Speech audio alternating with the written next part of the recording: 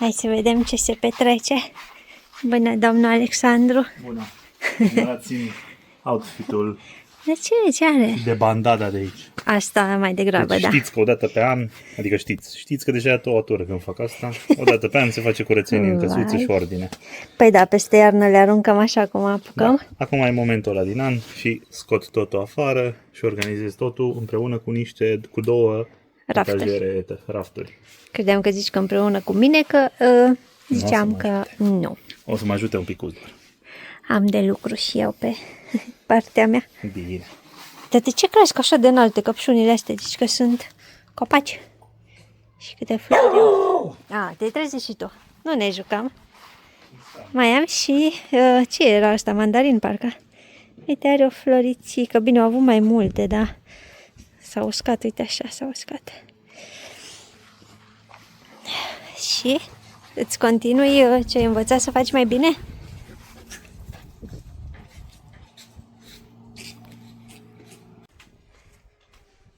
Cineva a făcut raliuri pe cer.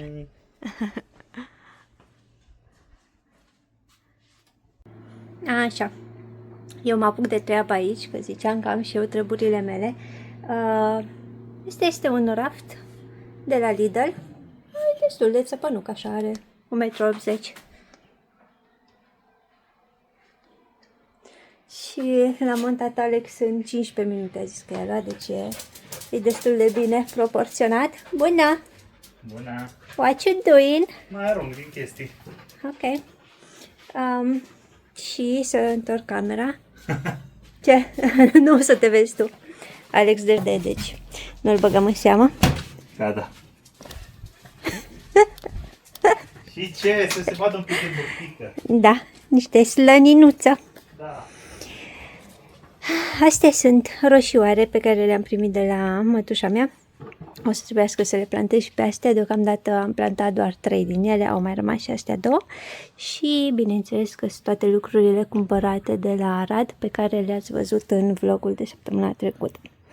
Astea micuțe, cu astea trebuie să mă ocup eu, pentru că lada asta mare va fi umplută și plantat în ea, nu știu când. Sper că de 1 mai cu pauza aferentă.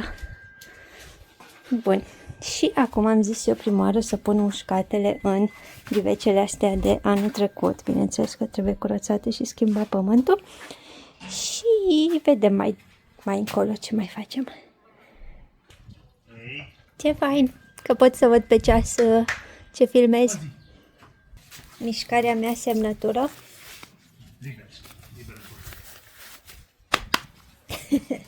Au ieșit praf din ele, că nu au mai fost folosite. We were sparks on quiet streets, two hearts finding where to meet. But life pulled us apart, left me talking to the dark. If I called you tonight, would it feel the same? Or have we both moved on to different names? Take me back to the start, before the quiet and the scars. When the world felt small and your hands felt warm. Take me back to the start, if only for a moment. I've been up since 3, scrolling back what we used to be. Half truths in this late night chat, both of us knowing what it like that. Funny how we talk like we're fine, but your name still lives in my rhyme. Take me back to the start, before the quiet and the scars. Take me back to the start. Astea sunt niște ghivece din suporturi așa suspendate și e groaznic ce e aici. Cu asta o să am mai mari bătăi de cap, că nu știu ce să fac dacă să păstrez iedera. O să vedem. Încep cu astea alte care sunt mai ușoare. Before the quiet and the scars.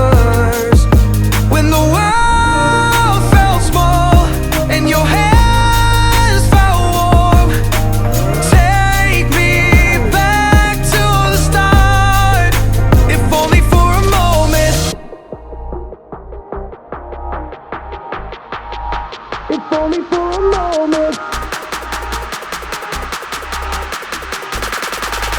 If only for a moment. Take me back to the start, before the quiet and the scars.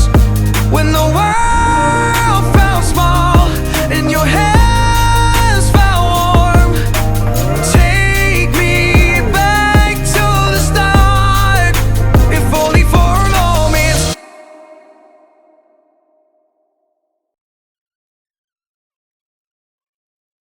După asta tu să vii la mine. Nu, Îți arăt. nu vreau să văd nimic. Ha? Nu vreau să văd nimic. Vii.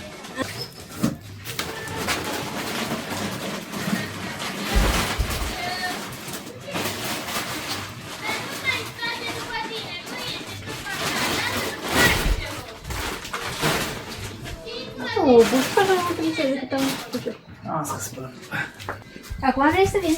Dacă vrei, mă ajuta ca să-mi dai tu cu părerea. Da. Înainte să mă apuc să fac boacăne.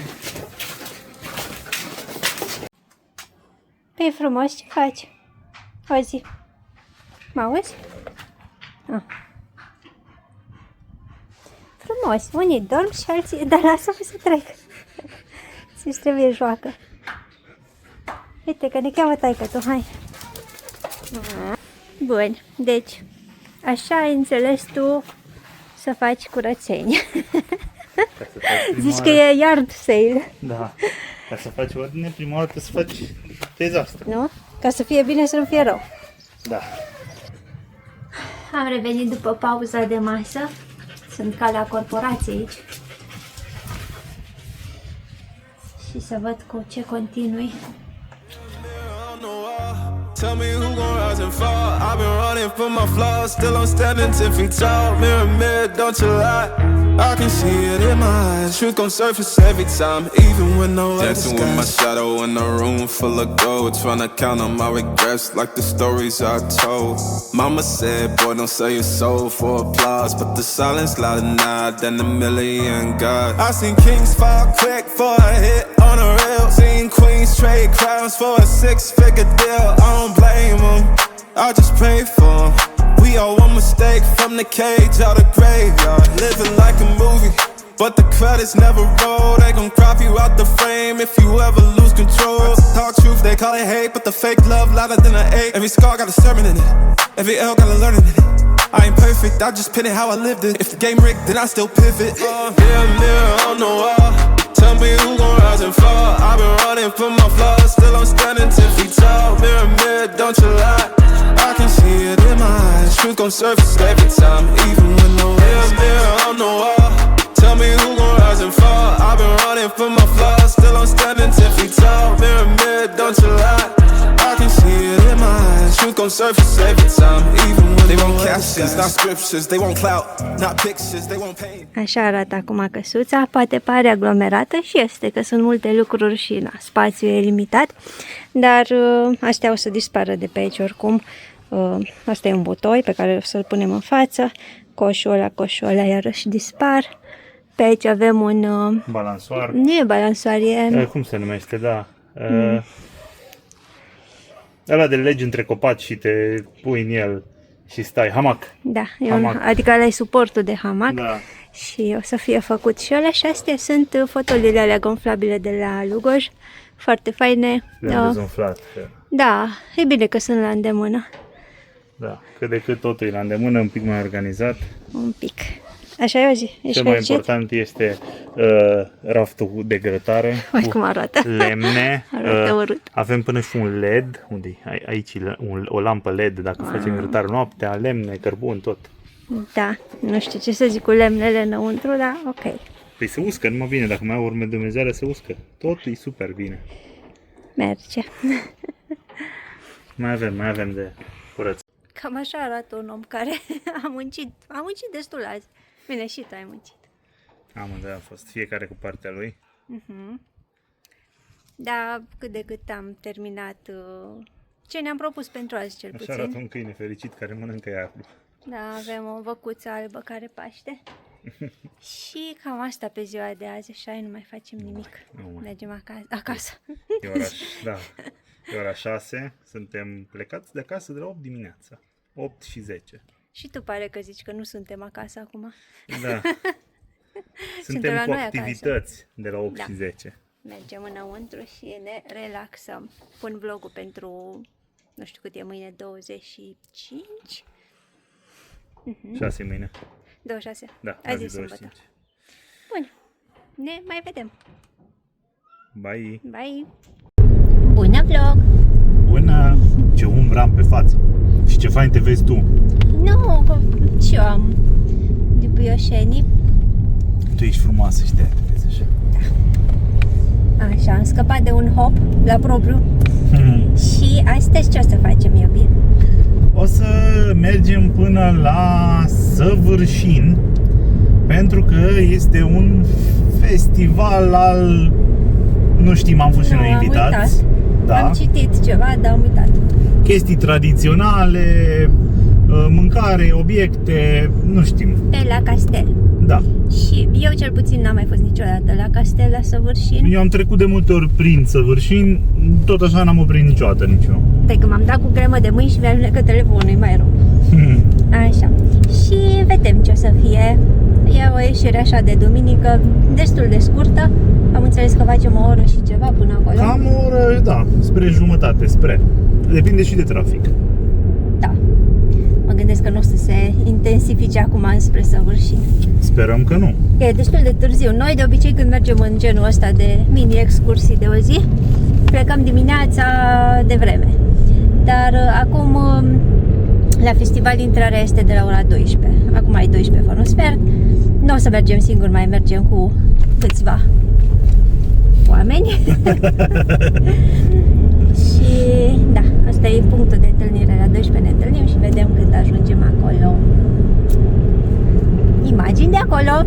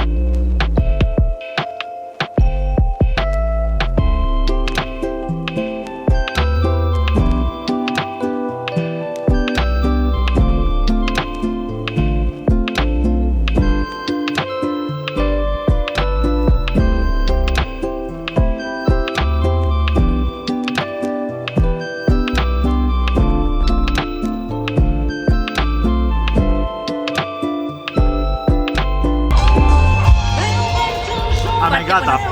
Da, foarte, foarte bună, că e proaspătă, e caldă.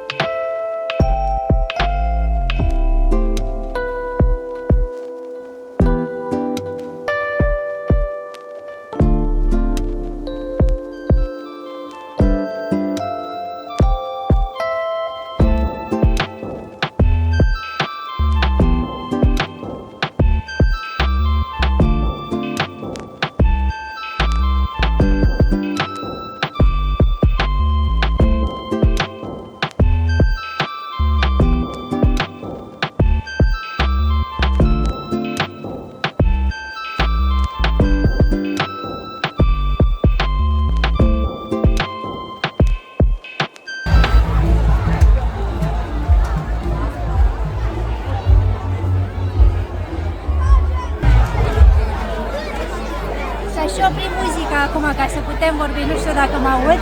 Ba, te auzi, cred. Mă aud? Da. E super fain. De toate sunt. Bine, e târgul producătorilor locali, ceva de genul și sunt, uite, mirositori, săpun, miere, Legume, de ceapă. ceapă, roșii, de toate. Chestii din nuiele făcute. Uite pisicile legebucius. Aha.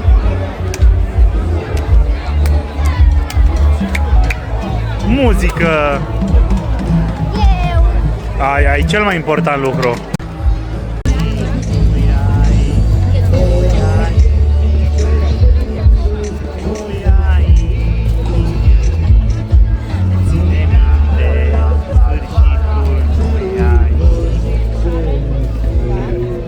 Pocăiți maci. Ține minte, sfârșitul nu e aici, nu e aici, nu e aici, nu e aici, Backing vocals. sfârșitul nu e aici, De la Lavandei se trage. A inspirat prea mult. nu e aici, nu e aici, nu e aici, Doamne, dă-i să se termine. sfârșitul nu e aici, Nu-i sfârșitul nici acum. nu e aici, Nu mai pot, nu mai vreau să mai aud. sfârșitul nu e aici. Aici suntem la castelul din Săvârșin. Am fost deja la târgul de la, nu știu cât, 500 de metri departare. Probabil se aude un pic de Unde muzică. se aude puțină muzică, da. Foarte fain și târgul pentru producătorii locali, foarte multe standuri cu tot felul de lucruri. Și aici e atât de fain, e cumva liniște, chiar dacă se aude muzica și chiar dacă sunt mulți oameni. E foarte mare domeniu. Da, exact. Cred că așa și e domeniul de la Săvârșin, al Regelui. În schimb, clădirea mă așteptam să fie mai pompoasă, mai cu ceva decorațiuni, mai... să se vadă că e un fel de castel, dar aici ce că nu știu, e Păi, casal. pentru că încă e locuibilă, din câte, adică încă, probabil descendenții Regelui încă mai locuiesc din când în când. Mă așteptam așa să fie, nu știu, mai pompos, cred că Da. e cuvântul. Dar în schimb este fix pe gustul meu, uite ce faină e. Extrem de multă verdeață. Suntem pe Alea Lungă acum. Cum se cheamă? Așa se numește, Alea Lungă. Și ne-a zis un domn că undeva pe aici e Casa Pădurarului. Nu știm despre ce pădurar e vorba. E, aș vrea să văd unde e casa grădinarului, că săracul are la lucru. Păi n-ai văzut că în spatele nostru, o să mă întorc un pic, acolo unde este și o toaletă, după ea sunt niște panouri solare. Deci sunt probabil angajații care lucrează aici, au posibilitatea să și locuiască, nu știu exact. Asta e o presupunere, doar am văzut panourile. Biletul de intrare pentru adulți e 30 de lei. Da, se poate achita doar cash biletul, în schimb dacă vrei să-ți cumperi suveniruri de la ei, poți să cumperi și cu cardul, ceea ce mi s-a părut foarte ciudat. Ceva. Da, dar na. Și după asta o să mergem și în ceva muzeu al... Nu știu, e un muzeu. Nu-s de aici. Da, e un muzeu acolo la intrare, o să vedem cu ce obiecte exact, că nu am reținut. Nu, eu n-am văzut nimic, n-am știut nimic despre asta înainte să vin. Unde ne-a oprit nenea ăla, de ne-a explicat. Ok. Aha, Da. acum știu, da, la intrare, da. Da. Bun, revenim cu imagini și de acolo. Bye!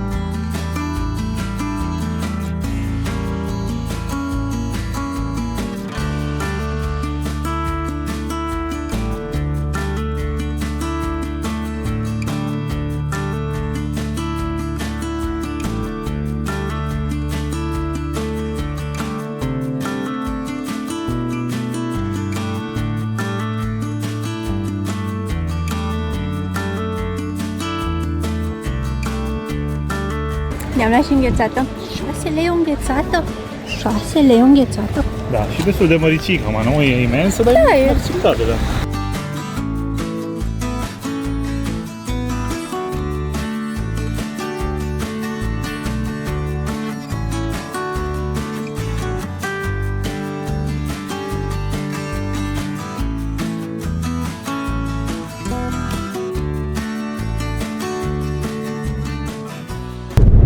Back in town? S-a mai finalizat o zi, Da, mă aud acum o zi și zici că e de rău. o excursie. Am mai trecut o zi din viața asta de... Nu, că a fost o zi reușită. A fost o zi foarte faină, mie mi-a plăcut super mult, vremea bună. Nu mă așteptam să fie așa fain. Da. Am plecat cum așa, cu mici.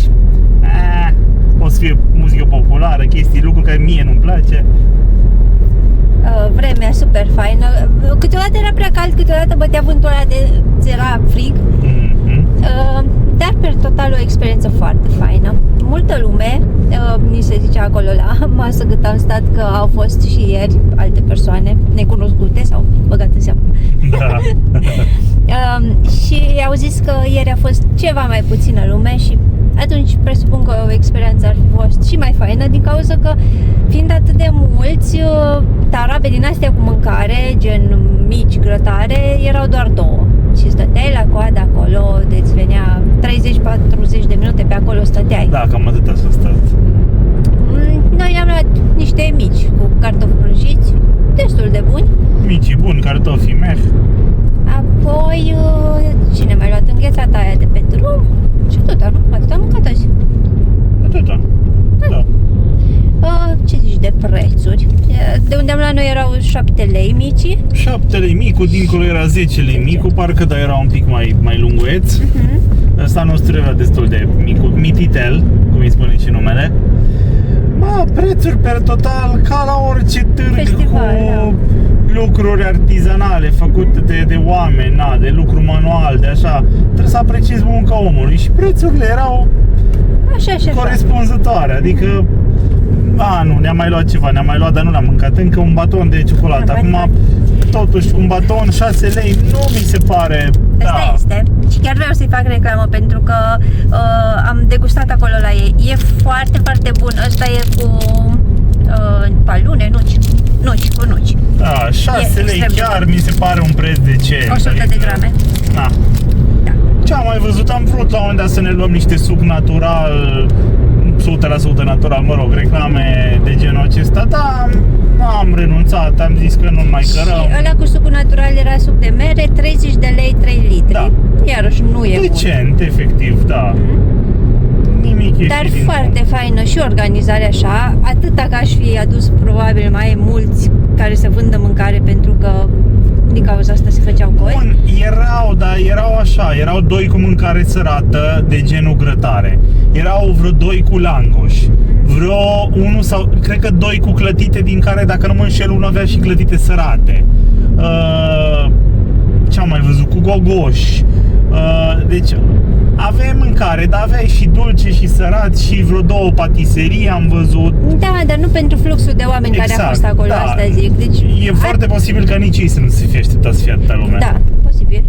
Deși, tot iarăși, mă contrazic singur, ori pregăti parcarea aia imensă. Da, parcarea iarăși. Ai găsit? Da. Nu mai pot să țin.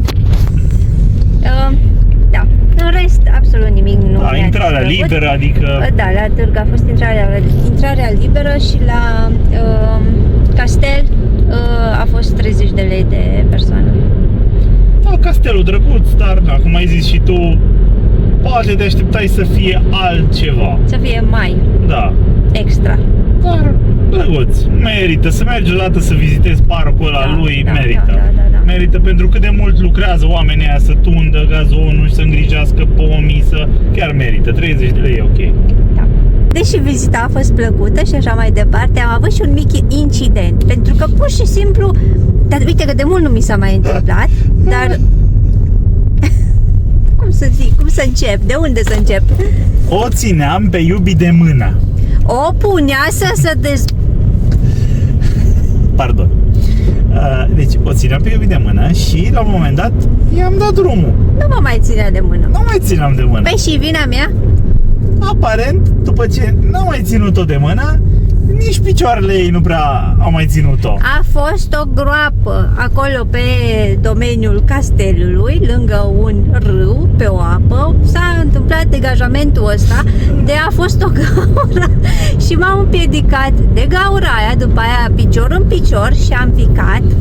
În reluare, în da. super slow motion. Da, s-a întâmplat. Așa s-a văzut, dar așa s-a și simțit. Deci simțeam că nu mai ajung o dată jos. Am picat până pe la jumate și încă în mintea mea încă era da, o să reușesc, mă redresez eu. Și când încolo am mai picat tot, o continua să mai fie până jos. Și întrebarea mea prima oară când am văzut ce s-a întâmplat, m-am panicat un pic și am întrebat, ești bine, ești ok, așa? Mie mi s-a părut din exterior că a leșinat, atât de încet a căzut.